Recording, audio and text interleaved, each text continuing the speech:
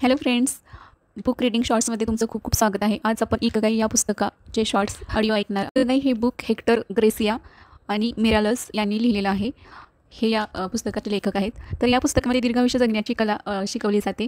तसंच इकिगाई हे Japanese secret आहे, जे दीर्घायुष्य आणि आनंदी जीवन कसे जगायचे हे आपल्याला शिकवते.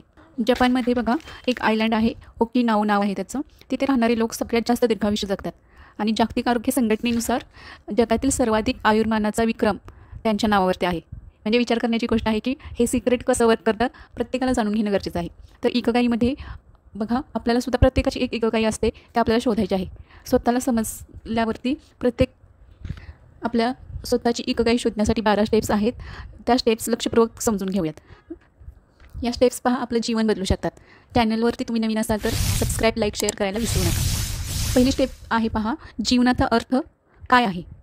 बघा विचार करा, आपल्या जीवनाचा अर्थ समजला तर सकाळी लवकर उठण्याचे कारण आपल्याला मिळेल, रात्री शांत झोपण्याचे कारण आपल्याला मिळेल आणि तसेच आपण जीवनभर समाधानी राहू. इकिगाई आपल्याला हेच शोधून देण्यासाठी मदत करत असते आणि त्याच्यासाठी काही प्रश्न आपण स्वतःला विचारले पाहिजेत. प्रेम म्हणजे काय? सगळ्यात जास्त आपल्याला काय करायला आवडते? जे काम करून आपल्याला एनर्जेटिक वाटते आणि ते काम केल्यावरती आपल्याला कंटाळा येत नाही. मग ते काम कोणतंही असू शकतं. पेंटिंग असेल, गाणं म्हणणे असेल, फिरायला जाणे असेल किंवा कुकिंग करणं असेल, जेवण बनवणं असेल, म्हणजे कोणतंही काम असू शकतं. दुसरी स्टेप आहे पहा, ते कोणत्या कामात चांगले आहात. तुमच्याजवळ कोणते असे स्किल आहे जे तुम्ही चांगल्या पद्धतीत करू शकता. ते काम तुम्ही चांगल्या पद्धतीत करू शकता, ते तुम्हाला शोधायचं आहे. स्टेप 3 आहे, तुम्हाला त्याच्यासाठी पैसे मिळतात का. म्हणजे बघा तुम्ही जर प्रेम करत असाल, तुम्ही घरातील काम करत असाल तर जरुरी नाही की त्याच्याबद्दल तुम्हाला पैसे मिळायला पाहिजेत. पण तुम्ही शोधायचं आहे की तुमच्यामध्ये असं कोणतं स्किल आहे ज्याची गरज समाजाला पण आहे आणि त्याच्यामधून तुम्हाला पैसेसुद्धा मिळतील. यालाच इकिगाई असं म्हणतात. जगण्याचे कारण शोधायला हवं, ज्याच्यामुळे तुमची लाईफ आनंदी आणि समाधानी होईल. स्टेप 3 पाहूयात आपण, how to find your ikigai. तुमची इकिगाई कशी शोधायची. त्याच्यासाठी 4 भाग करायचे तुम्हाला. म्हणजे एखादं काम आहे जे करायला तुम्हाला खूप आवडतं आणि ते करणं तुम्हाला सोपं जातं, त्याच्यामध्ये तुम्ही एक्सपर्ट आहात, ते तुम्ही लिहून काढायचं आहे. दुसरं आहे की एखादं काम आहे ते तुम्हाला आवडतं पण करण्यासाठी वेळ नाही किंवा करता येत नाही, म्हणजे त्याच्यासाठी तुम्हाला टाईम देऊन ते करावं लागेल. तिसरं आहे की एखादं काम तुम्हाला आवडतं आहे पण ते जबरदस्तीनं तिसरं आहे की एखादं काम तुम्हाला आवडत नाही पण ते तुम्हाला करावं लागतं, म्हणजे त्याच्यावरती तुम्हाला काम करावं लागेल. आणि चौथं आहे की एखादं काम तुम्हाला आवडत नाही आणि ते तुम्हाला करताही येत नाही. म्हणजे असे 4 भाग करायचे आणि तुम्ही स्वतः शोधायचे, फोकस करायचं आहे जे काम केल्यावरती तुम्हाला आनंद मिळतोय आणि ज्या कामामध्ये तुम्ही एक्सपर्ट आहे आणि कोणतं असं काम आहे की ज्याच्यामध्ये खूप वेळ तुमचा वाया जातोय. स्टेप 4, दीर्घ आयुष्य, आनंदी आणि निरोगी आयुष्य. बघा जापनीज लोक 4 रहस्य आहेत त्यांचे दीर्घायुष्य जगण्याचे. 4 सिक्रेट आहेत. तर पहिलं सिक्रेट आहे ट्रेस. ते ट्रेस फ्री लाईफ जगतात, कोणत्याही कामाचं टेन्शन घेत नाहीत. दुसरं आहे की टाईम फ्रीडम, म्हणजे टाईम मॅनेजमेंट प्रॉपर करतात. तिसरं आहे की काम ते प्रॉपर करतात, त्यात फोकस असतो त्यांच्या कामावरती. आणि चौथा आहे की ते निवृत्ती कधी घेत नाही, रिटायरमेंट कधी घेत नाही. स्टेप 5 आहे निवृत्ती आणि आरोग्याचे धडे.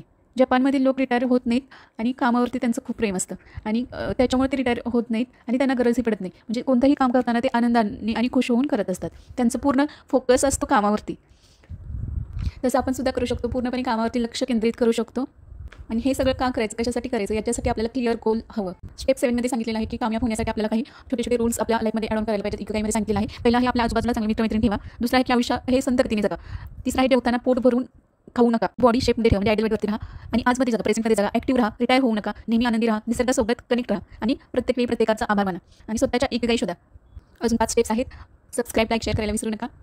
स्टेप 8मध्ये सांगितलेलं आहे होकिनावा एल्डर ॲडवाईस. म्हणजे काय, जापनीज एल्डर लोक आहेत त्यांचे ॲडवाईस देतात की तुम्ही नातेसंबंध सुधारा, बाहेर गेलं की लोकांसोबत ओळखी वाढवा, मैत्रिणी वाढवा, जेणेकरून तुमचं आयुष्य आनंदी जगायला मदत होईल. स्टेप 9मध्ये सांगितलेलं आहे निरोगी राहण्याचा एक नियम, म्हणजे दिवसभरामध्ये काम करत राहा, चालत राहा आणि कितीही काम असेल तर थकायचं नाही आहे. जापनीज लोकांचं हेच रहस्य आहे की ते बाहेर पडतात, लोकांसोबत भेटतात, आपल्या कामावरती प्रेम करतात आणि तेही कुणालाही त्रास न देतात. स्टेप 10मध्ये सांगितलं आहे त्यांनी की चांगल्या सवयी लावा, जसं की सकाळी लवकर उठणे असेल, व्यायाम करणे असेल, आपल्या काही हॉबी असतील, झाडांना पाणी घालणं असेल, जे काही एक्सरसाइज असेल किंवा सकाळी उठल्यावरती आपला नाश्ता आपण बनवणं असेल, तर ह्या छोट्या छोट्या स्टेप्स इकिगाईमध्ये समजावून सांगितलेल्या आहेत.